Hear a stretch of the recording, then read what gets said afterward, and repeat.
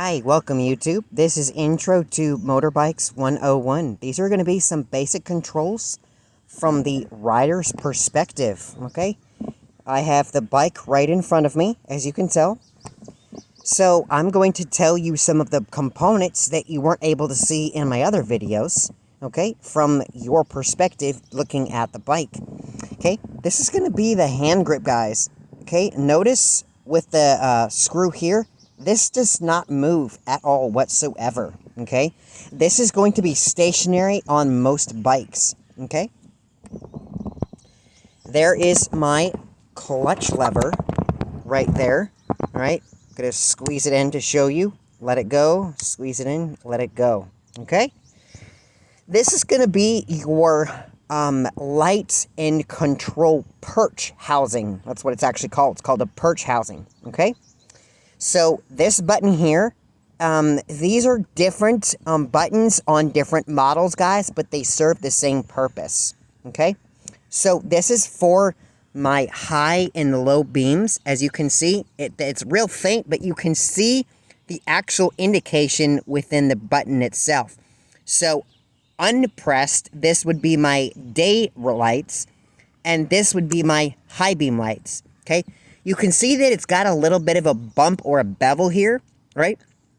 So that tells me that my high beams are on and now they are off, okay? It's flush with the actual mount here, okay? Now, moving on down, this button here would be my turn signal. Now, if I pull it to the left, right, that will mean that my left signal will start flashing, okay? And then if I push it to the right, my right signal should start flashing, okay? Now, this bike is what's called an unauto-canceling turn system, meaning it won't auto-cancel itself as in most cars, right? When you guys make a left or right-hand turn, it auto-cancels your lights. On motorbikes, guys, believe it or not, you actually have to do it manually, okay? The computer in your cars, guys, does it for you. And then, this is pretty self-explanatory, guys, right? The button here, it shows you the horn, right? So that's my horn, okay? And then, this is my rear view mirror right here. I put it at a level so that I can see cars right behind me. Okay, moving on down, this is my speedo cluster, okay? This part here is my gas tank. I will demonstrate that. All right, that's where my gas goes, right in there. As you can see, I've got gas in there. Shake it around, okay? And then push it down. You see it click, pull it out. Always make sure it's covered, right? Okay, and then so this would be your speedo, okay?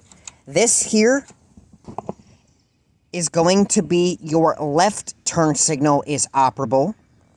This one here means that your right signal is operable.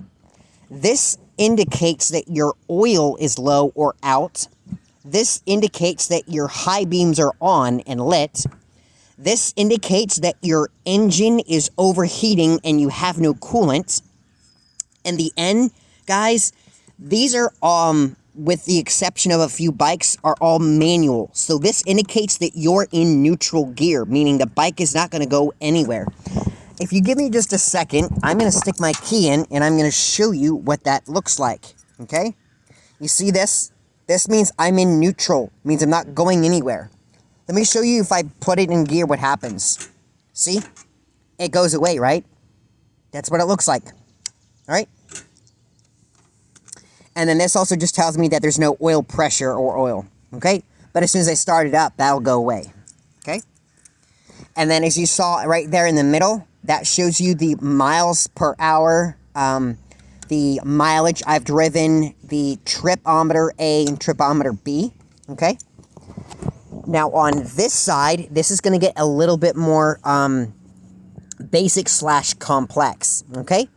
So on this one here, this is going to be your throttle. Now, as you watch my fingers, okay? If you roll it, it's going to rotate, all right? So what's happening is it's feeding gas into my engine, my carburetor, and it allows me to accelerate. This is your throttle, okay? Now, this one here, this is my front brake lever, okay? It engages my front brakes, as you can see down there, all right? And this is my master cylinder, okay? This basically is your brake fluid reservoir, okay, for your front brake, all right? Now you want to make sure that this is always maintained. It has no air bubbles in there, okay? This is what is called your engine cutoff switch, or as we call it, your kill switch, all right? This means it's engaged. This means it's not engaged. Sometimes they will have a white line under here to indicate that it's exposed, meaning that it's on. You can actually see these indications on the actual button itself. So this means you can run the engine, and the X means you can't. So kind of self-explanatory, right? Now, this button here, this symbol on there, basically just means this is my engine start switch, okay? That's how I actually start my engine. It's not like a car. You have to do a couple of steps for it to start, all right? And then, self-explanatory, this is my rearview mirror for my right-hand side, all right? Now, a couple things that some riders will have is a GPS and or a phone mount, right?